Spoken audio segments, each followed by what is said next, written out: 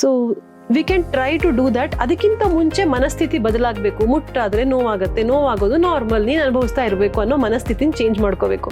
ಇಲ್ಲ ನೋವಾಗ್ತಾ ಇದೆಯಾ, ಯಾರೋ ಒಂದು ಹೆಣ್ಮಗು ನಂಗೆ ನೋವಿದೆ ಅಂತ ಅಂದರೆ, ಚಿಕ್ಕ ವಯಸ್ಸಲ್ಲೇ ಈಗ ಮುಟ್ಟಾದ ತಕ್ಷಣ ಆರಂಭದಲ್ಲೇ ನೋವಿದೆ ಅಂತ ಅಂದರೆ ನಾರ್ಮಲ್ ಅಂತ ಹೇಳಕ್ ಹೋಗ್ಬೇಡಿ. ಇದಕ್ಕೇನಾದ್ರು ಮಾಡೋಣ, ಪರಿಹಾರ ಮಾಡೋಣ ಅಂತ ಹೇಳಿ.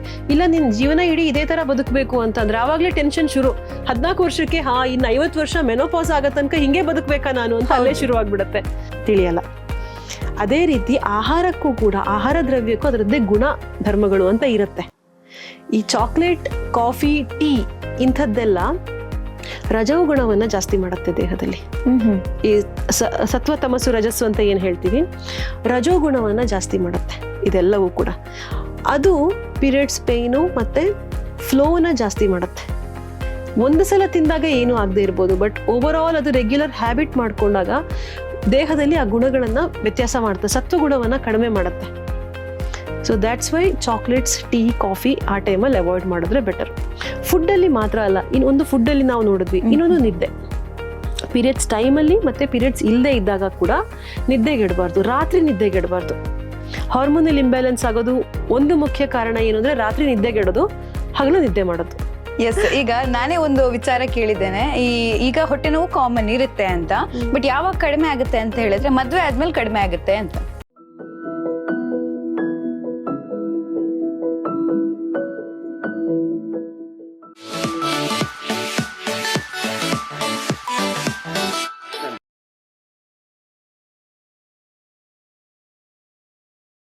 ವೀಕ್ಷಕರೇ ನಮಸ್ಕಾರ. ಗೌರಿ ಶಕ್ಕಿ ಸ್ಟುಡಿಯೋದ ಫ್ಯಾಮಿಲಿ ಡಾಕ್ಟರ್ ಕಾರ್ಯಕ್ರಮಕ್ಕೆ ನಿಮ್ಮೆಲ್ಲರಿಗೂ ಕೂಡ ಆತ್ಮೀಯ ಸ್ವಾಗತ. ಇವತ್ತು ನಾವು ಮಾತಾಡ್ತಿರುವಂತಹ ಮತ್ತೊಂದು ಟಾಪಿಕ್ ಏನು ಅಂದ್ರೆ, ಪೀರಿಯಡ್ಸ್ ಅಂದ್ರೆ ಎಲ್ರಿಗೂ ಗೊತ್ತು, ಆದ್ರೆ ಪೀರಿಯಡ್ಸ್ ಅಲ್ಲೂ ಕೂಡ ಕೆಲವು ಅಬ್ನಾರ್ಮಲ್ ಕಂಡೀಷನ್ಸ್ ಇರುತ್ತೆ. ಏನೆಲ್ಲ? ಮುಖ್ಯವಾಗಿ ಪೇಯ್ನ್. ನೀವು ಅನ್ಕೊಂಡಿರ್ಬೋದು ನನಗೂ ಪೇಯ್ನ್ ಇದೆ, ಹಾಗಾದ್ರೆ ನಂದು ಕೂಡ ಅಬ್ನಾರ್ಮಲ್ ಕಂಡೀಷನ್ ಅಂತ. ಖಂಡಿತವಾಗ್ಲೂ ಅದಕ್ಕೆ ಉತ್ತರ. ಜೊತೆಗೆ PMS ಇರ್ಬೋದು, ಅಥವಾ ತಿಂಗಳಿಗೆ 2 ಬಾರಿ ಮುಟ್ಟಾಗೋದಾಗಿರ್ಬೋದು, ಓವರ್ಫ್ಲೋ ಆಗಿರೋದಾಗಿರ್ಬೋದು, ಓವರ್ ಬ್ಲೀಡಿಂಗ್ ಇರ್ಬೋದು, ಇದೆಲ್ಲದರ ಬಗ್ಗೆ ಮಾತಾಡೋದಕ್ಕೆ ನಮ್ಮ ಜೊತೆಗೆ ಯೋಗ ಮತ್ತು ಪ್ರಕೃತಿ ಚಿಕಿತ್ಸಾ ತಜ್ಞೆ ಆಗಿರುವಂತಹ ಸುವರ್ಣಿನಿ ಕೋಣಾಲೆ ಅವರಿದ್ದಾರೆ. ಅವರನ್ನ ಕಾರ್ಯಕ್ರಮಕ್ಕೆ ಆತ್ಮೀಯವಾಗಿ ಸ್ವಾಗತಿಸೋಣ. ನಮಸ್ಕಾರ ಮ್ಯಾಮ್, ಹೇಗಿದ್ದೀರಾ? ಚೆನ್ನಾಗಿದ್ದೀನಿ.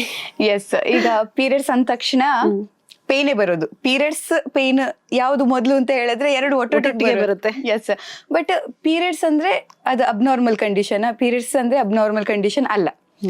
ಆದ್ರೆ ಪೇಯ್ನ್ ಅಬ್ನಾರ್ಮಲ್. ಬಟ್ ಪೇಯ್ನ್ ಅಂದ್ರೆ ಎಲ್ರಿಗೂ ಇರುತ್ತಲ್ಲ, ಹಾಗಾದ್ರೆ ಪೇಯ್ನ್ ಯಾರಿಗೆಲ್ಲ ಇರುತ್ತೆ ಅವರೆಲ್ಲ ಹಂಗಂದ್ರೆ ಹೆಲ್ದಿ ಆಗಿರಲ್ಲ ಅಂತಾನು? ಟು ಸಮ್ ಎಕ್ಸ್ಟೆಂಟ್ ಹೌದು. ಒಂದು ತುಂಬಾ ಜನರಿಗಿದೆ, ಹಾಗಾಗಿ ಅದು ನಾರ್ಮಲ್ ಅಂತ ಹೇಳಕ್ಕಾಗಲ್ಲ. The thing which is common need not be normal. Periods ಅಲ್ಲಿ ಪೇನ್ ಬರೋದು, ಮುಟ್ಟಿನ ಸಮಯದಲ್ಲಿ ನೋವಾಗುವಂಥದ್ದು ಈಸ್ ಕಾಮನ್, ತುಂಬಾ ಜನಕ್ಕಿದೆ. But it is not normal. ನಾವ್ ಅದನ್ನ ನಾರ್ಮಲ್ ಅಂತ ಅನ್ಕೊಂಡಿದೀವಿ. ತುಂಬಾ ಜನ ಪೀರಿಯಡ್ಸ್ ಅಲ್ಲಿ ಪೇನ್ ಆಗತ್ತಾ, ಯಾಕಂದ್ರೆ ಈಗ ನಾನು ಹಿಸ್ಟ್ರಿ ತಗೋಬೇಕಾದ್ರೆ ಅದನ್ನು ಕೇಳ್ತೀನಿ ಹೆಣ್ಮಕ್ಳಿಗೆ, ಪೀರಿಯಡ್ಸ್ ಅಲ್ಲಿ ನೋವಾಗತ್ತಾ ಅಂತ. ನೋವೇನಾಗಲ್ಲ, ನಾರ್ಮಲ್ ಪೇನ್ ಆಗತ್ತೆ. So my first dialogue after that is pain is not normal. ಈಗ ನೀವು ಹೀಗೆ ಇರ್ತೀರಾ, ನೀವು ಈಗ ಕೂತ್ಕೊಂಡಿದ್ದೀರಾ, ನಿಮಗೆ ಇದ್ದಕ್ಕಿದ್ದಂಗೆ ಕೈ ನೋವು ಬರ್ತಿದೆ. Do you consider it normal? No. No. Urine pass ಮಾಡ್ಬೇಕಾದ್ರೆ ನೋವು ಬರುತ್ತೆ. Do you consider it normal? Normal ಅಂತ ಹೇಳ್ತೀರಾ? ಇಲ್ಲ. Then why do you consider period pain as normal? ಅಂದ್ರೆ ಪೀರಿಯಡ್ ನಾರ್ಮಲ್ ಅಲ್ಲ, ಪೀರಿಯಡ್ ಪೇನ್ ನಾರ್ಮಲ್ ಅಂತ ಎಲ್ಲರೂ ಒಪ್ಕೊಂಡಿದ್ದಾರೆ ಇಡೀ ಜಗತ್ತು. ಅಲ್ವಾ? ಉಲ್ಟಾ ಮಾಡ್ಕೊಂಡ್ಬಿಟ್ಟಿದ್ದಾರೆ. ಈಗ ನೀವು ನಡೀತಾ ಇರ್ತೀರಾ, ಕಾಲ್ ನೋವು ಬರುತ್ತಾ? ಇಲ್ಲ. ಯಾಕಂದ್ರೆ ನಡೆಯೋದು ಸಹಜ ಪ್ರಕ್ರಿಯೆ ಅಲ್ವಾ, ನ್ಯಾಚುರಲ್ ಪ್ರಾಸೆಸ್ ನಮ್ದು, ಹೀಗೆ ಮನುಷ್ಯ ನಡೆಯೋದು. ಆವಾಗ ನೋವು ಬಂದ್ರೆ, ನೀವು ದಿನ ನಡಿಬೇಕಾದ್ರೆ ಮಂಡಿ ನೋವು ಬರುತ್ತೆ ಅಂದ್ರೆ ಹೋಗ್ತೀರಾ ನೀವು ಡಾಕ್ಟರ್ ಹತ್ರ, ಏನೋ ಸರಿ ಇಲ್ಲ ಅಂತ. ಹೌದು ಅಲ್ವಾ? ಅದೇ ತರ ಪೀರಿಯಡ್ಸ್ ಅನ್ನೋದು ಪ್ರತಿ ತಿಂಗಳು 28 ದಿನ 30 ದಿನಕ್ಕೆ ಒಂದು ಸೈಕಲ್ ಏನಾಗುತ್ತೆ, that is A normal process for a female body. ಆ ಮೆನ್ಸ್ಟ್ರುವಲ್ ಏಜ್ ಅಲ್ಲಿ, ರಿಪ್ರೊಡಕ್ಟಿವ್ ಏಜ್ ಅಲ್ಲಿ ನೋವಾಗಬಾರ್ದು. ನೋವಾದ್ರೆ ಇಟ್ ಈಸ್ ಅಬ್ನಾರ್ಮಲ್. ಆದ್ರೆ ಏನಾಗಿದೆ ಅಂದ್ರೆ, ಪೀರಿಯಡ್ಸ್ ಅಂದ್ರೆ ಪೇನ್ ಅನ್ನೋದು ನಮ್ಮ ತಲೆಯಲ್ಲಿ ಕೂತ್ಬಿಟ್ಟಿದೆ. ಪೇನ್ ಈಸ್ ನಾರ್ಮಲ್ ಅಂತ ಅನ್ಕೊಂಡ್ಬಿಟ್ಟಿದೀವಿ. ನಾರ್ಮಲ್ ಪೇನ್ ಆಗುತ್ತೆ ಅಂತ. Pain is not normal. I repeatedly say this, pain is not normal. So pain ಆಗ್ತಾ ಇದೆ, ಪೀರಿಯಡ್ಸ್ ಟೈಮಲ್ಲಿ ಮುಟ್ಟಿನ ಸಮಯದಲ್ಲಿ ನೋವು ಬರ್ತಾ ಇದೆ ಅಂತ ಆದರೆ ನಿಮಗೆ, ಆಗ ಏನೋ ಒಂದು ಸಮಸ್ಯೆ ಇದೆ ಅಂತ ಅರ್ಥ. ನಿಮಗೆ ಆಹಾರದಲ್ಲಿ ವ್ಯತ್ಯಾಸ ಆಗಿರ್ಬೋದು, ನಿದ್ದೆನಲ್ಲಿ, ಲೈಫ್ ಸ್ಟೈಲಲ್ಲಿ, ಹಾರ್ಮೋನಲ್ಲಿ ವ್ಯತ್ಯಾಸ ಆಗಿರ್ಬೋದು, ಏನೋ ಒಂದು ಸಮಸ್ಯೆ ಆಗಿರುತ್ತೆ ದೇಹದಲ್ಲಿ, ಅದಕ್ಕೋಸ್ಕರ ನೋವಾಗ್ತಿರುತ್ತೆ. ಡಿಫಿಷಿಯನ್ಸೀಸ್ ಇರ್ಬೋದು, ಇದು ಯಾವುದೇ ಇದ್ರು, ರಕ್ತಹೀನತೆ ಇರ್ಬೋದು, ಇದು ಯಾವುದಿದ್ರು ಅದು ಮುಟ್ಟಿನ ನೋವಾಗಿ. ಸ್ಟ್ರೆಸ್ ಇರಬಹುದು, one of the major causes. ತುಂಬಾ ಮುಖ್ಯವಾಗಿ ಇತ್ತೀಚೆಗೆ ಮುಟ್ಟಿನ ನೋವಿಗೆ ಕಾರಣ ಆಗ್ತಿರುವಂಥದ್ದು ಸ್ಟ್ರೆಸ್ ಕೂಡ ಒಂದು. ಸೊ ಇದು ಎಲ್ಲಾ ಕಾರಣಗಳಿಂದ ಮುಟ್ಟಿನ ನೋವು ಬರಬಹುದು. ಅದು ನಾರ್ಮಲ್ ಅಲ್ಲ. ಇದೆಲ್ಲವೂ ಸರಿ ಇದ್ರೆ ನೋವು ಬರಲ್ಲ. ಅಂದ್ರೆ ಎಲ್ರು ಹೇಳೋದು, ಈಗ ಅದ್ರ ಬಗ್ಗೆ ನಾಲೆಜ್ ಕೊಡೋರಾಗಿರ್ಬಹುದು, ಅಮ್ಮ ಆಗಿರ್ಬೋದು, ಚಿಕ್ಕಮ್ಮ, ದೊಡ್ಡಮ್ಮ, ಸುತ್ತ ಇರೋರೆಲ್ಲ, ನನ್ಗೂ ಇತ್ತು, ನಿನ್ಗೂ ಇದೆ, ನನಗೂ ಇತ್ತು, ನಾನು ಅನುಭವಿಸಿದ್ದೀನಿ, ನೀನು ಅನುಭವಿಸು, ಏನು ದಾರಿ ಇಲ್ಲ. ವೈ ಅಂತ ನನ್ನದು ಇದೇ ಪ್ರಶ್ನೆ. ನಾನು ಅನುಭವಿಸಿದ್ದೀನಿ ಸರಿ, ಯಾವುದೋ ಕಾರಣಕ್ಕೆ, ನೀನು ಅನುಭವಿಸ್ಲೇಬೇಕು ಅನ್ನೋದಿಲ್ಲ ಅಂತ. ನಾವು ಅದನ್ನ ತುಂಬಾ ಸಹಜವಾಗಿ ತಗೊಂಡ್ಬಿಟ್ಟಿದೀವಿ. ಪೀರಿಯಡ್ಸ್ ಅನ್ನೋದು ಸಹಜ, ಮುಟ್ಟು ಆಗೋದು, ಪ್ರತಿ ತಿಂಗಳು ರಕ್ತಸ್ರಾವ ಆಗೋದು, ಋತುಸ್ರಾವ ಆಗುವಂಥದ್ದು ಸಹಜ, ನೋವಾಗುವಂಥದ್ದಲ್ಲ. ಅದನ್ನ ನಾವು ಹೇಗೆ ಅನ್ಕೊಂಡ್ಬಿಟ್ಟಿದೀವಿ ಅಂದ್ರೆ, ಪೀರಿಯಡ್ಸ್ ಅಂದ್ರೆ ನೋವು ಆಗೇ ಆಗತ್ತೆ, so you cannot do anything about it, so you have to live with that ಅಂತ. ಹೌದು. ಯಾಕೆ ಜ್ವರ ಬಂತು ಅಂದ್ರೆ ನಾವ್ ಹೇಳಲ್ಲ, ಜ್ವರ ಬಂತು ಅದ್ರ ಜೊತೆಗೆ ನೀನ್ ಬದುಕಬೇಕು, ಏನು ಮಾಡಕ್ಕಾಗಲ್ಲ. ಹೌದು, ಹೇಳಲ್ಲ. ಜ್ವರ ಅಂದ್ರೆ ಏನೋ ಒಂದ್ ಸರಿ ಇಲ್ಲ, ಟ್ರೀಟ್ಮೆಂಟ್ ತಗೋಬೇಕು, ರೆಸ್ಟ್ ಮಾಡಬೇಕು. ಪೀರಿಯಡ್ಸ್ ನೋವಿಗೆ ಮಾತ್ರ ಯಾಕೆ ಅಂದ್ರೆ ಅದ್ರ ಬಗ್ಗೆ ನಮಗೆ ನಾಲೆಜ್ ಕಡಿಮೆ ಇದೆ. ಹೌದು. ನೋವು ಬರೋದನ್ನ ಸಹಜ ಅಂತ ನಮ್ಮ ಸಮಾಜದಲ್ಲಿ ಅಂದ್ಕೊಂಡ್ಬಿಟ್ಟಿದೀವಿ, ಮಾಡ್ಬಿಟ್ಟಿದೀವಿ. ನೋವಾಗ್ತಾ ಇದೆ ಯಾಕೆ ಅಂದ್ರೆ ಆ ನೋವು ಆದಾಗ ಅದನ್ನ ಸಹಿಸಿಕೊಂಡು ಕೆಲಸ ಮಾಡುವಂಥದ್ದು ಗ್ರೇಟ್ನೆಸ್ ಅಂತ ಅನ್ಕೊಂಡಿದೀವಿ ನಾವು. ದಟ್ ಈಸ್ ಆಲ್ಸೋ ಒಂದು ಅಂಶ. ನಾವು ಸೊಸೈಟಿಯಲ್ಲಿ ಒಂದು ತಪ್ಪಾದ ಕಲ್ಪನೆ ಬೆಳೆದು ಬಂದಿರೋದಕ್ಕೆ ಕಾರಣಗಳು ಏನೇ ಇರ್ಬೋದು, ಬಟ್ ಅದೊಂದಿದೆ, ಎಲ್ಲ ಹೆಣ್ಮಕ್ಳಿಗೂ ಆಗತ್ತೆ, ಎಲ್ರು ಅದನ್ನ ಅನುಭವಿಸ್ತಾ ಹೋಗ್ತಾರೆ, ನಿಂದೊಂದೇನ್ ವಿಶೇಷ ಅಂತ. ಖಂಡಿತ ಅದೇ ಪ್ರಶ್ನೆ ಎಲ್ರೂ ಮಾಡೋದು. ಅಂದ್ರೆ ಈಗ ಹುಡುಗರಿಗಾದ್ರೆ ಗೊತ್ತಿರೋದಿಲ್ಲ ಯಾಕೆ, ಏನು ನೋವು, ಹೇಗೆ ಅಂತ. ಬಟ್ ಒಂದು ಅನುಭವಿಸುವಂತ ಮಹಿಳೆ, ಅವಳು ಕೂಡ ಹೇಳೋದು ಹೀಗೆ ನಾರ್ಮಲ್, ನೀನ್ ಯಾಕೆ ಇಷ್ಟು ಸೀನ್ ಕ್ರಿಯೇಟ್ ಮಾಡ್ತೀಯ ಅಂತ ಅಲ್ವಾ? ಹೌದು. ನನ್ನ ಪ್ರಶ್ನೆ, ನಾನು ಅನುಭವಿಸಿದ್ದೀನಿ, ನೀನು ಅನುಭವಿಸು ಅಂತ ಹೇಳ್ಬೇಡಿ ಅಂತ. ಅದಕ್ಕೆ ಪರಿಹಾರ ಇದೆ. ಈಗ ಮುಟ್ಟಿನ ನೋವಿಗೆ ಪರಿಹಾರ ಖಂಡಿತವಾಗ್ಲೂ ಇದೆ.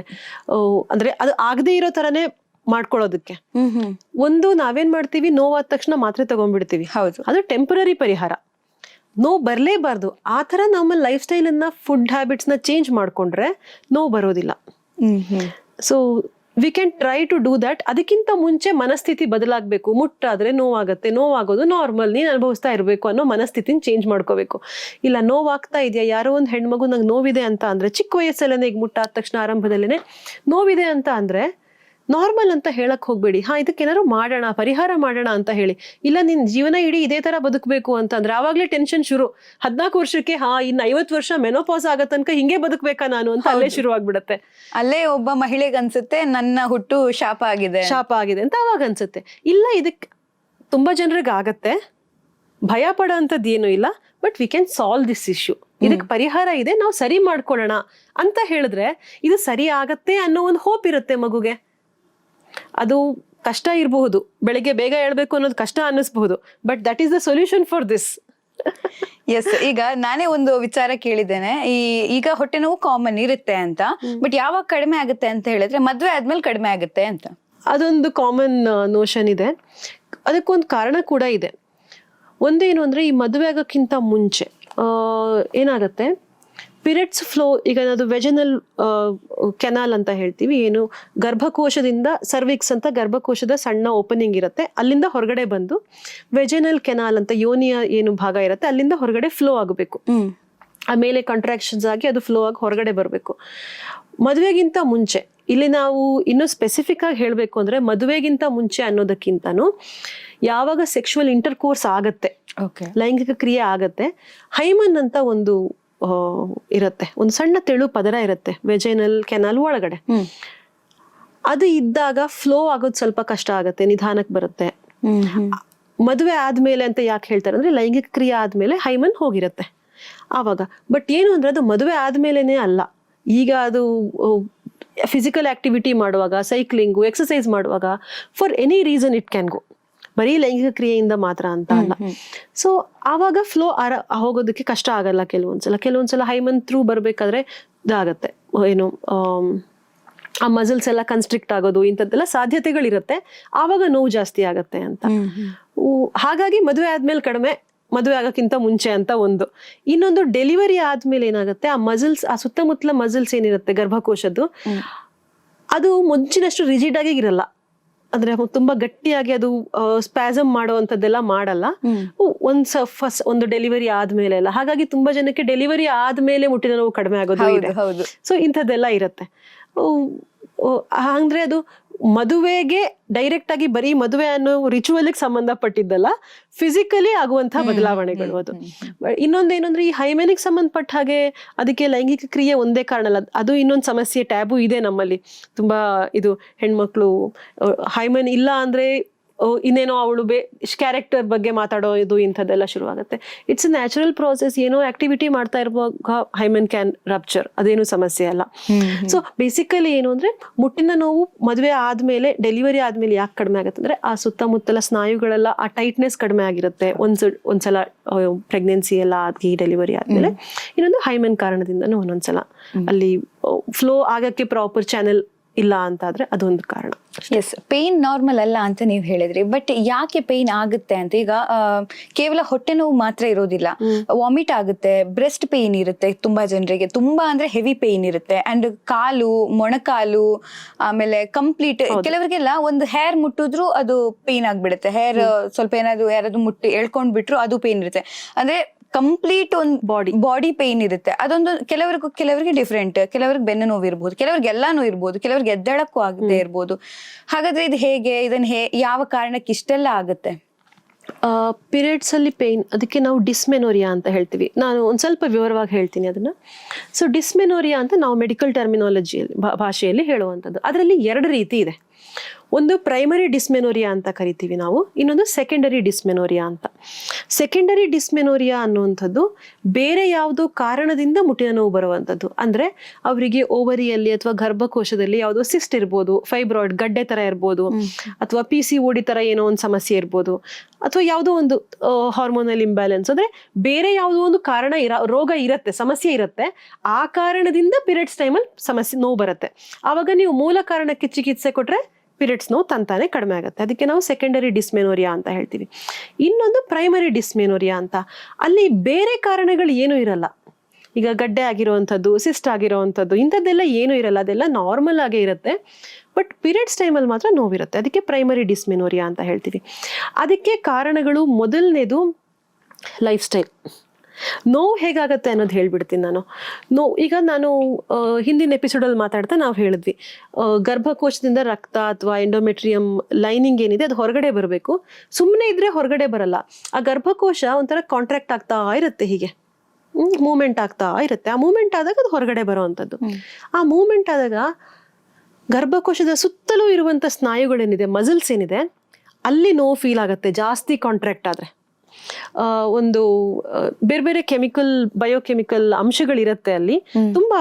ಅದೆಲ್ಲ ಈ ವ್ಯಾಸೋಪ್ರೆಸಿನ್ ಅಂತ ಒಂದು ಹಾರ್ಮೋನ್ ಇರುತ್ತೆ, ಪ್ರೋಸ್ಟಾಗ್ಲ್ಯಾಂಡಿನ್ಸ್ ಅಂತ ಇರುತ್ತೆ. ಈ ತರದ್ದೆಲ್ಲ ಒಂದು ಕೆಮಿಕಲ್ ಕಾಂಪೌಂಡ್ಸ್ ಏನ್ ಬಿಡುಗಡೆ ಆಗುತ್ತೆ, ಅದು ಈ ನೋವು ಜಾಸ್ತಿ, ಕಾಂಟ್ರಾಕ್ಷನ್ಸ್ ಜಾಸ್ತಿ ಆಗೋ ಹಾಗೆ ಮಾಡುತ್ತೆ. ಇನ್ನೊಂದು ಇಂಟ್ರೆಸ್ಟಿಂಗ್ ವಿಷಯ ಏನು ಅಂದ್ರೆ, ಈಗ ನಮ್ಗೆ ಇಲ್ಲಿ ಮುಟ್ಟಿದ್ರೆ ನೋವಾಗತ್ತೆ, ಹೌದಾ? ಇಲ್ಲಿ ಅಂದ್ರೆ ಏನೋ ಈ ತರ ಮಾಡಿದ್ರೆ ನೋವಾಗತ್ತೆ. ಅದೇ ನಾವು ಡೈರೆಕ್ಟ್ ಆಗಿ ಗರ್ಭಕೋಶವನ್ನ ಈ ತರ ಪಿಂಚ್ ಮಾಡಿದ್ರೆ ಗರ್ಭಕೋಶಕ್ಕೆ ನೋವು ಫೀಲ್ ಆಗಲ್ಲ. ಈ ನಮ್ಮ ಮುಟ್ಟುವಾಗ ಏನು ಟಚ್ ಸೆನ್ಸೇಷನ್ ಇದೆ, ಅಥವಾ ನೋವಿದೆ, ಅಥವಾ ಒತ್ತಿದ್ರೆ ಒಂದು ಬೇರೆ ಬೇರೆ ತರ ಫೀಲ್ ಆಗತ್ತಲ್ಲ, ಅದೆಲ್ಲ ಬೇರೆ ಬೇರೆ ತರದ ನರ್ವ್ಸ್, ನರಮಂಡಲದ ಬೇರೆ ಬೇರೆ ನರ್ವ್ಸ್ ಇಂದ ಬರುವಂತದ್ದು, ಫೀಲಿಂಗ್ ಬರುವಂತದ್ದು, ಅದು ಗೊತ್ತಾಗುವಂತದ್ದು ನಮಗೆ. ಗರ್ಭಕೋಶದ ವಿಶೇಷತೆ ಏನು ಅಂದ್ರೆ, ಆ ನೋವಿನ ಸೆನ್ಸೇಷನ್ ಆ ಗರ್ಭಕೋಶ ಏನೊಂದಿದೆ ಅಷ್ಟಕ್ಕೆ ಆಗೋದಿಲ್ಲ ಅದು. ಸೊ ನೋವಾಗ್ತಿರೋದು ಗರ್ಭಕೋಶದಲ್ಲ, ಅದರ ಸುತ್ತಮುತ್ತ. ಅದರ ಸುತ್ತಮುತ್ತ ಏನು ಬೇರೆ ಸ್ನಾಯುಗಳು, ಟಿಶ್ಯೂಸ್ ಎಲ್ಲ ಇರುತ್ತೆ, ಅಲ್ಲಿ ನೋವಾಗತ್ತೆ. ಸೊ ಬೇಸಿಕಲಿ ಗರ್ಭಕೋಶ, ಸೊ ಇಮ್ಯಾಜಿನ್ ಮಾಡಿ, ನಮಗೆ ಸುತ್ತಮುತ್ತಲು ನೋವಾಗೋದ್ರಿಂದಾನೇ ಇಷ್ಟು ತಡ್ಕೊಳಕ್ಕಾಗಲ್ಲ. ಬೈ ಎನಿ ಚಾನ್ಸ್ ಆ ಕಾಂಟ್ರಾಕ್ಟ್ ಆಗ್ತಾ ಇರುವಂತ, ಹೀಗೆ ಮೂವ್ಮೆಂಟ್ ಆಗ್ತಾ ಇರುವಂತ ಗರ್ಭಕೋಶದಲ್ಲಿ ಅಕಸ್ಮಾತ್ ನೋವಿನ ಫೀಲಿಂಗ್ ಬಂತು ಅಂದ್ರೆ ಎಷ್ಟು ನೋವಾಗ್ತಿರ್ಬೋದು ನಮ್ಗೆ. ಸೊ ದೇವರ ಸೃಷ್ಟಿ ಹೇಗಿದೆ ಅಂದ್ರೆ, ಗರ್ಭಕೋಶದಲ್ಲಿ ಆ ಸೆನ್ಸೇಷನ್ ಫೀಲ್ ಆಗದೆ ಇರೋ ತರಾನೇ ಇದೆ ನಮ್ಗೆ. ಆದ್ರೆ ನಾವು ಅದನ್ನ ಮೀರಿ ಆರೋಗ್ಯ ಹಾಳು ಮಾಡ್ಕೊಂಡ್ಬಿಟ್ಟಿದೀವಿ. ಹೌದು, ಟ್ರೂ ಅದು ಅಲ್ವಾ? ಹೌದು. ಸೊ ಅದ್ರ ಸುತ್ತಮುತ್ತ ಸ್ನಾಯುಗಳೇನಿದೆ, ಆ ಕಾಂಟ್ರಾಕ್ಷನ್ ಆಗ್ತಾ ಇರುವಾಗ ಆ ಸುತ್ತಮುತ್ತ ಇರುವ ಸ್ನಾಯುಗಳಿಗೆ ಅಟ್ಯಾಚ್ ಆಗಿರುತ್ತೆ ಗರ್ಭಕೋಶ. ತೀರಾ ಟೈಟ್ ಆಗೋದು, ಲೂಸ್ ಆಗೋದು, ಈ ಕಾಂಟ್ರಾಕ್ಷನ್ ಇಂದ ಅಲ್ಲೆಲ್ಲ ನೋವಿನ ಸೆನ್ಸೇಷನ್ ಶುರುವಾಗುತ್ತೆ. ಅದು ಒಂದು. ಅದು ಹೊಟ್ಟೆ ಒಳಗಡೆ ಕಿಬ್ಬೊಟ್ಟೆ ನೋವೇನ್ ಬರುತ್ತೆ ಅದು. ಮತ್ತು ಅದು ರೇಡಿಯೇಟ್ ಆಗುತ್ತೆ ಕೆಲವರಿಗೆ, ಅಂದರೆ ಒಂದು ಭಾಗದಿಂದ ತೊಡೆಗೆ, ಹಿಪ್ಸ್ನ ಜಾಗಕ್ಕೆ ಎಲ್ಲ ಹೋಗುತ್ತೆ. ಅದೇನಾಗುತ್ತೆ, ಒಂದು ಕಡೆಯಲ್ಲಿ ನೋವು, ಈಗ ನಮಗೆ ಇಲ್ಲಿ ನೋವಿದೆ ಅಂತಂದ್ರೆ ಇಲ್ಲಿಗೆ ಸಂಬಂಧಪಟ್ಟ ಸ್ನಾಯುಗಳು, ನರಗಳು ಎಲ್ಲೆಲ್ಲ ಹೋಗುತ್ತೆ ಅಲ್ಲೆಲ್ಲ ನೋವು ಬರುತ್ತೆ. ಹೌದು ಅಲ್ವಾ? ಸೊ ಆ ರೀತಿಯಿಂದ ಅದು ರೇಡಿಯೇಟ್ ಆಗುತ್ತೆ. ಇನ್ನೊಂದು ಸೊಂಟ ನೋವು ಬರುತ್ತೆ. ಸೊಂಟದ ಮಸಲ್ಸ್ ಏನಿದೆ ಅಲ್ಲೆಲ್ಲ ನೋವು ಬರೋಕ್ಕೆ ಶುರುವಾಗುತ್ತೆ ನಮಗೆ ಈ ಟೈಮಲ್ಲಿ, ಪೀರಿಯಡ್ಸ್ ಟೈಮಲ್ಲಿ. ಅದೆಲ್ಲ ನೋವುಗಳು. ಇನ್ನೊಂದು ಪಾದ ನೋವು ಬರುತ್ತೆ, ಮಂಡಿ ನೋವು ಬರುತ್ತೆ. ಇನ್ನೊಂದು ಪೀರಿಯಡ್ಸ್ ಟೈಮಲ್ಲಿ ಇದು ಅಸೋಸಿಯೇಟ್ ಆಗಿರುವಂಥದ್ದು ತಲೆನೋವು ಬರ್ಬೋದು, ಹೊಟ್ಟೆ ತೊಳಸ್ಬೋದು. ಹೊಟ್ಟೆನೂ ಒಂಥರ ಈ ಹೊಟ್ಟೆ ತೊಳಸಿ ವಾಂತಿ ಬರೋ ಹಾಗೆ ಆಗೋದು, ಇಂಥದ್ದೆಲ್ಲ ಆಗ್ಬೋದು. ಇದೆಲ್ಲ ಮುಟ್ಟಿನ ನೋವಿಗೆ ಸಂಬಂಧಪಟ್ಟದ್ದೇ ಒಂದೊಂದು ಬೇರೆ ಬೇರೆ ಸಿಂಪ್ಟಮ್ಸ್. ಇದೆಲ್ಲನೂ ಆಗ್ಬೋದು. ಕೆಲವ್ರಿಗೆ ತುಂಬಾ ತಲೆನೋವು ಬರ್ಬೋದು, ಕೆಲವ್ರಿಗೆ ತಲೆ ಸುತ್ತು ಬರೋದು, ಇನ್ನು ಕೆಲವ್ರಿಗೆ ತುಂಬಾ ಸುಸ್ತಾಗೋದು. ಹೌದು, ಇದೆಲ್ಲ ಇರುತ್ತೆ. ಇದೆಲ್ಲ ಅದಕ್ಕೆ ಸಂಬಂಧಪಟ್ಟಂಥದ್ದೇ. ಹೌದು. ಈಗ ಪೇನ್ ಹೇಗೆ ಬರುತ್ತೆ ಅಂತ ತಿಳ್ಕೊಂಡ್ವಿ. ಹೇಗೆ ತಡೆ ಕಟ್ಬಹುದು ಅಂತ ಪೇನ್ಗಳನ್ನ? ಯಾಕಂದ್ರೆ ಲೈಫ್ ಸ್ಟೈಲ್, ಹೌದು, ಫುಡ್ ಸ್ಟೈಲ್ ಚೆನ್ನಾಗಿದ್ರೆ, ಸಾತ್ವಿಕ ಆಹಾರ ಇದ್ರೆ ಖಂಡಿತವಾಗ್ಲು. ಬಟ್ ಪೀರಿಯಡ್ಸ್ ಆಗೋಕ್ಕಿಂತ ಮುಂಚಿತವಾಗಿ ಯಾವ ಆಹಾರ ಇರಬೇಕು, ಪೀರಿಯಡ್ಸ್ ಆದ್ಮೇಲೆ ಯಾವ ಆಹಾರ ಪದ್ಧತಿ ಇರಬೇಕು? ಇದು ತುಂಬಾ ಸುಲಭ, ಅದೇ ರೀತಿ ತುಂಬಾ ಕಷ್ಟ. ತುಂಬಾ ಕಷ್ಟನೇ ಇವಾಗ, ಸುಲಭ. ಮೊದಲನೇದಾಗಿ ಪೀರಿಯಡ್ಸ್ ಟೈಮಲ್ಲಿ ಏನ್ ಮಾಡ್ತೀವಿ ಅನ್ನೋದು ಮುಖ್ಯನೇ. ಪೀರಿಯಡ್ಸ್ ಇಲ್ಲದೆ ಇರುವಾಗ ಏನ್ ಮಾಡ್ತೀವಿ ಅನ್ನೋದು ಕೂಡ ಪೀರಿಯಡ್ಸಿನ ಆರೋಗ್ಯದ ಮೇಲೆ, ಪೀರಿಯಡ್ಸ್ ಆ 3 ದಿನದ ಮುಟ್ಟಿನ ದಿನಗಳ ಮೇಲೆ ಪರಿಣಾಮ ಬೀರುತ್ತೆ. ಸೊ ನೀವೀಗ ಮೊದಲನೇದಾಗಿ ನಾವು ಪೀರಿಯಡ್ಸ್ ಟೈಮಲ್ಲಿ ಏನ್ ಮಾಡ್ತಿದ್ದೀವಿ ನಾವು ತಪ್ಪುಗಳು ಅಂತ ನೋಡೋಣ. ಜೀವನ ಶೈಲಿ ಅಂದಾಗ ಆಹಾರ ಬರುತ್ತೆ, ನಿದ್ರೆ ಬರುತ್ತೆ, ವ್ಯಾಯಾಮಗಳು ಬರುತ್ತೆ, ಮಾನಸಿಕ ಚಿಂತನೆಗಳು, ಒತ್ತಡ, ಇದೆಲ್ಲವೂ ಬರುತ್ತೆ, ಅಲ್ಲಿ ಭಾವನೆಗಳು ಎಲ್ಲವೂ ಬರುತ್ತೆ. ಸೊ ಪೀರಿಯಡ್ಸ್ ಟೈಮಲ್ಲಿ ಏನ್ ಮಾಡ್ತಿದ್ದೀವಿ ನಾವು? ನಾರ್ಮಲ್ ಬಾಕಿ ದಿನಗಳಲ್ಲಿ ತಿನ್ನೋ ಆಹಾರವನ್ನೇ ಅದೇ ರೀತಿಯಲ್ಲಿ ತಿಂತಾ ಹೋಗ್ತಿದ್ದೀವಿ ಅಲ್ವಾ? ಆದ್ರೆ ಪೀರಿಯಡ್ಸ್ ಟೈಮಲ್ಲಿ ಸ್ವಲ್ಪ ಬದಲಾವಣೆ ಬೇಕಾಗತ್ತೆ. ಯಾಕಂದ್ರೆ ಜೀರ್ಣ ಸರಿಯಾಗಿ ಆಗ್ತಿರಲ್ಲ ಒಬ್ಬೊಬ್ರಿಗೆ. ಆಗ ತುಂಬಾ ಜೀರ್ಣಕ್ಕೆ ಲೈಟ್ ಆಗಿರೋವಂಥದ್ದು ಬರೀ ಅನ್ನ, ಮೆತ್ತಗಿರೋ ಅನ್ನ ಅಥವಾ ಗಂಜಿ ಈಸ್ ಪ್ರಿಫರೇಬಲ್. ಯಾಕಂದ್ರೆ ಬೇಗ ಜೀರ್ಣ ಆಗತ್ತೆ, ಸುಲಭ ಆಗತ್ತೆ ಜೀರ್ಣ ಆಗೋದಕ್ಕೆ ಅಂತ. ಅಂಥದ್ದೇನಾದ್ರು ಅನ್ನ, ತಿಳಿ ಸಾರು, ಈ ಥರದ್ದೇನಾದ್ರು ತಗೋಬಹುದು. ಅದ್ರ ಬದಲಿಲ್ಲ ನಾನು ಪಲಾವ್ ಮಾಡ್ತೀನಿ, ಬಿರಿಯಾನಿ ತಿನ್ಕೋತೀನಿ ಅಂದ್ರೆ that will definitely cause problem. ನಮಗೆ ತಿಂಗಳಲ್ಲಿ ಇನ್ನೂ 25, 26, 27 ದಿನಗಳಿರುತ್ತೆ. 3 ದಿನನೇ ಬಿರಿಯಾನಿ ತಿನ್ಬೇಕಾ ನಮ್ಗೆ? ಆ 3 ದಿನನೇ ಮ್ಯಾಗಿ ತಿನ್ಬೇಕಾ? ಆ 3 ದಿನನೇ ಇನ್ನೇನೇನೋ ತಿನ್ಬೇಕಾ? ಬೇಡ. ನಮಗದು ಹಾರ್ಮ್ ಆಗತ್ತೆ ಅಂತ ಗೊತ್ತಿದ್ದ ಮೇಲೂ ಅದನ್ನ ಮಾಡ್ಬೇಕಾ? ಅಲ್ವಾ? ಸೊ ಒಂದು ಸುಲಭವಾಗಿ ಜೀರ್ಣ ಆಗುವಂಥದ್ದು ಅನ್ನ, ಗಂಜಿ ಇಂಥದ್ದೆಲ್ಲ ತಗೋಬಹುದು. ರಾಗಿ ಅಂಬಲಿ ಈ ಥರದ್ದೇನೋ ಒಂದಷ್ಟು. ಇನ್ನೊಂದು ಹಾಲು ತಗೋಬಹುದು ಆ ಟೈಮಲ್ಲಿ, ಮಜ್ಜಿಗೆ ತಗೋಬಹುದು, ತುಪ್ಪ, ಅನ್ನಕ್ಕೆ ತುಪ್ಪ ಹಾಕೊಂಡು ಊಟ ಮಾಡುವಂಥದ್ದು. ಇನ್ನು ತರಕಾರಿ, ವೆರಿ ಸಿಂಪಲ್ ತರಕಾರಿಗಳು, ಹೀರೆಕಾಯಿ ಇರುತ್ತೆ, ಮಂಗಳೂರು ಸೌತೆಕಾಯಿ ಅಂತ ಹೇಳ್ತೀವಿ, ಅದು ಸೋರೆಕಾಯಿ, ಇಂಥ ತರಕಾರಿಗಳು. ಇದನ್ನೆಲ್ಲ ಜಾಸ್ತಿ ಅಂದ್ರೆ ಈ ಕ್ಯಾರೆಟ್ನ ಸ್ವಲ್ಪ ಸ್ಟೀಮ್ ಮಾಡಿ ಬೇಯಿಸಿ, ಇಂಥದನ್ನ ಯಾವುದು ತುಂಬಾ ಜೀರ್ಣಕ್ಕೆ ಹೆವಿ ಅನ್ಸಲ್ಲ ಬೇಯಿಸಿದ್ಮೇಲೆ. ಅದು ಪೀರಿಯಡ್ಸ್ ಟೈಮಲ್ಲಿ ತಿನ್ನದೇ ಇರಬೇಕಾಗಿರೋದು ಉದ್ದ ಲಿಸ್ಟ್ ಇದೆ, ತುಂಬಾ ಉದ್ದ ಇದೆ. ಒಂದು ಚಾಕ್ಲೇಟ್ಸು, ಮತ್ತೆ ಡಾರ್ಕ್ ಚಾಕ್ಲೇಟ್ ತಿಂದ್ರೆ ಹೊಟ್ಟೆ ನೋವು ಕಡಿಮೆ ಆಗುತ್ತೆ ಅನ್ನುವಂಥದ್ದು ಇಡೀ ರೂಮರ್ ಇದೆ. ಹೇಳ್ತೀನಿ, ಅದಕ್ಕೆ ಬರ್ತೀನಿ. ಒಂದು ಚಾಕ್ಲೇಟ್ಸು ಅಥವಾ ಆ ಥರದ್ದು ಏನು ಐಟಮ್ಸ್, ಬೇರೆ ಐಸ್ ಕ್ರೀಮ್ಸ್ ತಿಂತೀವಿ ಆ ಟೈಮಲ್ಲಿ, ನಮ್ಗೆ ಕ್ರೇವಿಂಗ್ಸ್ ಆಗ್ತಿದೆ ಅಂದ್ಕೊಂಡು ಚಿಪ್ಸ್ ತಿನ್ನೋವಂಥದ್ದು, ಇನ್ನೇನೋ ಮ್ಯಾಗಿ, ನೂಡಲ್ಸು, ಈ ಥರದ್ದೇನೋ ಒಂದು ಇನ್ಸ್ಟೆಂಟ್ ಫುಡ್ಗಳು ಮಾಡಿ ತಿನ್ನೋವಂಥದ್ದು, ಅದನ್ನೆಲ್ಲ ಟೋಟಲಿ ಅವಾಯ್ಡ್ ಮಾಡಬೇಕು. ಉಪ್ಪಿನಕಾಯಿ ತಿನ್ನೋದು, ಖಾರ, ಮಸಾಲ, ಪಾನಿಪುರಿ, ಚಾಟ್ಸ್, ಇನ್ನು ಏನು ಈ ಗೋಬಿ ಮಂಚೂರಿಯನ್, ಈ ಥರದ್ದೆಲ್ಲ, ಇದನ್ನೆಲ್ಲ ಪೀರಿಯಡ್ಸ್ ಟೈಮಲ್ಲಿ ಅವಾಯ್ಡ್ ಮಾಡಬೇಕು. ದ್ಯಾಟ್ ಒಂದು ಸಲ ನಿಮ್ಗೆ ಏನೋ ಅನ್ನಿಸ್ದೇ ಇರ್ಬೋದು, ಖುಷಿ ಆಗತ್ತೆ ತಿನ್ನಕ್ಕೆ, ಬಟ್ ಲಾಂಗ್ ರನ್ನಲ್ಲಿ that will impact your health. Especially ಈ ಮಂಚೂರಿಯನ್ ಈ ಥರದಕ್ಕೆಲ್ಲ ಹಾಕುವಂಥ ಸೋಯಾ ಸಾಸ್, ಇದೆಲ್ಲ ಹಾರ್ಮೋನ್ಸ್ ಮೇಲೆ ತುಂಬ ಪರಿಣಾಮ ಬೀರುತ್ತೆ.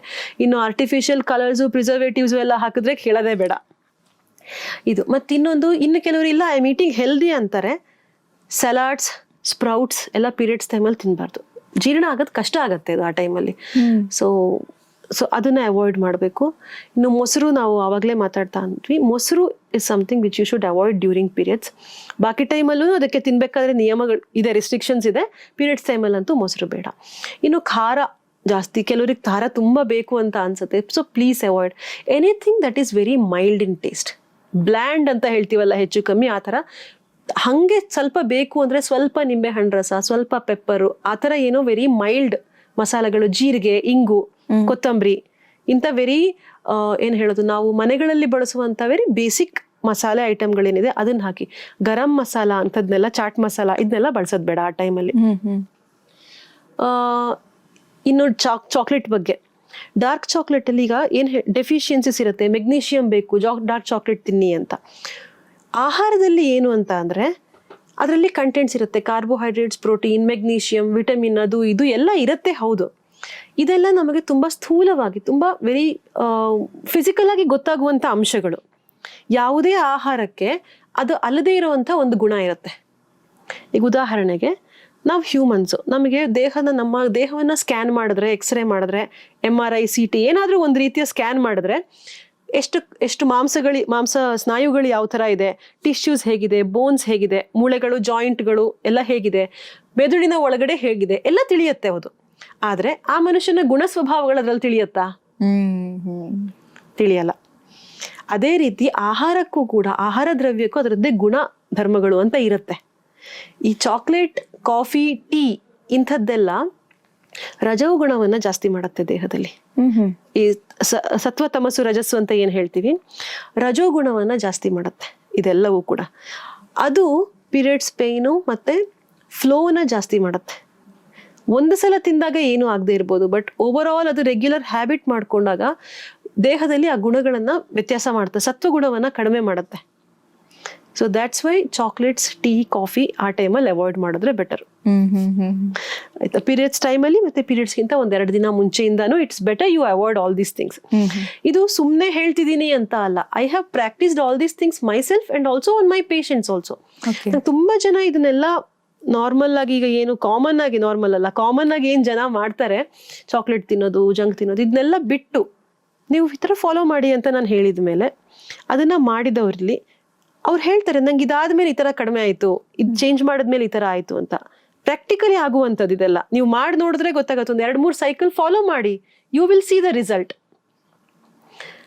ಸೊ ನಾವು ಅದರಲ್ಲಿ ಇನ್ನೊಂದು ನಾವೇನ್ ಮಾಡೋದು ತಪ್ಪು ಅಂದ್ರೆ, ಯಾವುದೇ ಆಹಾರದಲ್ಲಿ ಇದ್ರಲ್ಲಿ ವಿಟಮಿನ್ ಇದೆ, ವಿಟಮಿನ್ ಎ ಇದೆ ಅಂತ ತಿನ್ನೋದು. ಅದ್ರಲ್ಲಿ ವಿಟಮಿನ್ ಎ ಜೊತೆಗೆ ಬೇರೆ ಅಂಶಗಳು ಇರುತ್ತಲ್ಲ, that may cause some other problem. We don't know. ಈಗ ತುಂಬಾ ಅದಿದೆ, ಇದ್ರಲ್ಲಿ ಅದಿದೆ, ಅದನ್ನ ತಿನ್ನೋಣ, ಅದ್ರಲ್ಲಿ ಅದಿದೆ ತಿನ್ನೋಣ. ಅದ್ರಲ್ಲಿ ಅದೊಂದೇ ಇರಲ್ಲ, ಅದ್ರಲ್ಲಿ ಇನ್ನೂ ಒಂದು 10-15 ಕಾಂಪೌಂಡ್ಸ್ ಇರುತ್ತೆ. ಅದರ ಪರಿಣಾಮಗಳು ಗೊತ್ತಿಲ್ವಲ್ಲ. ಹಲವಾರು ಕೆಮಿಕಲ್ ಕಾಂಪೌಂಡ್ಸ್ ಏನು ಆಹಾರದಲ್ಲಿದೆ ನಮಗ್ ಗೊತ್ತಿದೆ, ಇನ್ನು ಹಲವಾರು ನಮಗ್ ಗೊತ್ತಿಲ್ಲ. ಅದ್ರದ್ದು 100% ಹೀಗೇನೆ ಅಂತ ಹೇಳೋದು ಇನ್ನೂ ಸ್ಟಡೀಸೇ ಆಗಿಲ್ಲ ತುಂಬಾ ಅಂಶಗಳದ್ದು. So how do you conclude ಅಲ್ವಾ? ಟ್ರೂ. ಅಂದ್ರೆ ಏನ್ ಅನ್ಸುತ್ತೆ ಅಂದ್ರೆ, ನೀವು ಈಗ ಹೇಳಿರೋ ವಿಚಾರಕ್ಕೆ ಮೊಸರನ್ನ ಆಡ್ ಮಾಡ್ಬೋದು, ದೇಹ ತಂಪಾಗಿರ್ಬೇಕು, ಅದಕ್ಕೆ ಮೊಸರು ತಿನ್ಬೇಕು ಅನ್ನೋದೇ ತಲೆಯಲ್ಲಿ ಈಗಲೂ ಮೊಸರು ತಿಂದ್ರೆ ಮಾತ್ರ. ನಿಜ, ತಪ್ಪು ಕಲ್ಪನೆ ನೋಡಿ. ಈಗಲೂ ಅದೇ ಇರುವಂತ, ಏನೇ ಆದ್ರೂ ಪ್ರಾಬ್ಲಮ್ ಆದ್ರೂ ಹುಷಾರಿಲ್ಲ ಅಂದ್ರೆ ಮೊಸರಲ್ಲಿ ಊಟ ಮಾಡು, ಮೊಸರು ಉಪ್ಪಿನಕಾಯಿ ಹಾಕಿ ಸ್ವಲ್ಪ ಏನಾದ್ರು ಮಾಡಿ ಊಟ ಮಾಡು ಅನ್ನುವಂಥದ್ದೇ ಆಲ್ಮೋಸ್ಟ್ ನಮ್ಗೆ ಯಾರಾದ್ರೂ ಕನ್ವೆ ಮಾಡುವಂತ ವಿಚಾರ.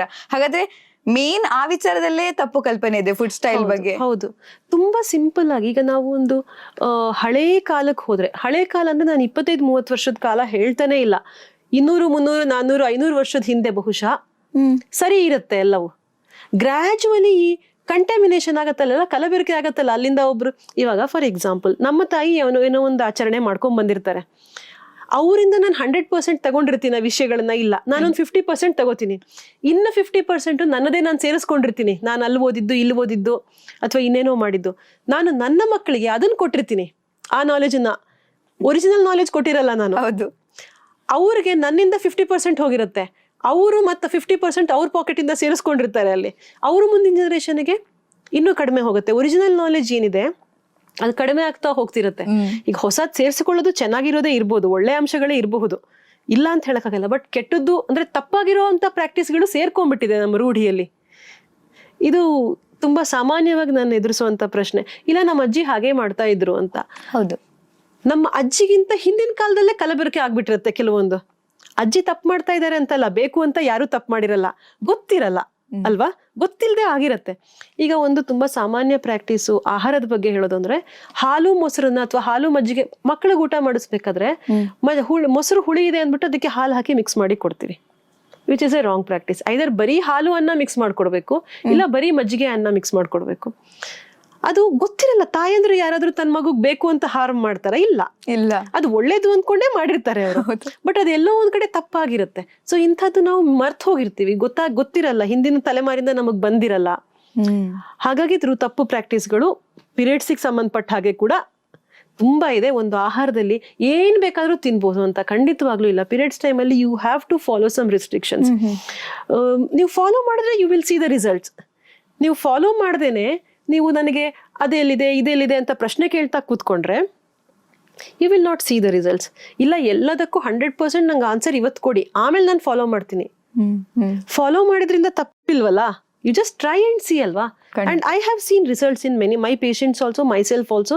ನನಗೆ ಇವನ್ ನಾರ್ಮಲ್ಲಿ ನಾವು ಪೇನ್ ಅಂತ ಏನು ಪೇನ್ ನಾರ್ಮಲ್ ಅಂತ ಹೇಳ್ತೀವಿ. Even I had that concept ಮುಂಚೆ.